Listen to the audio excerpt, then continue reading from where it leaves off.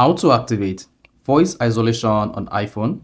So if you want to use the voice isolation on your iPhone, such as when receiving calls, you want to switch to voice isolation to remove all distractive noise or background noise on the call, then this video is going to walk you through how to do this step by step.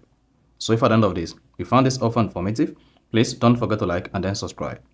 Now to activate voice isolation on iPhone, all you just need to do is go ahead and open your iPhone settings. On the settings page, scroll down and click on accessibility.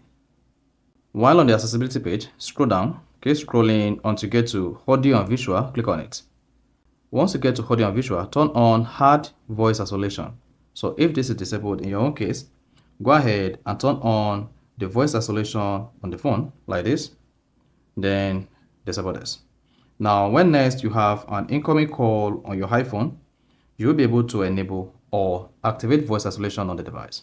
Now when you have an active call and you want to activate voice isolation, scroll down the control center, then here click on phone controls, then you should see microphone. Under audio and video, locate voice isolation and make sure this is enabled. So if this is set to automatic, then you should see voice isolation highlighted, but if it is set to standard, you want to go ahead and select voice isolation and then you can now exit this page.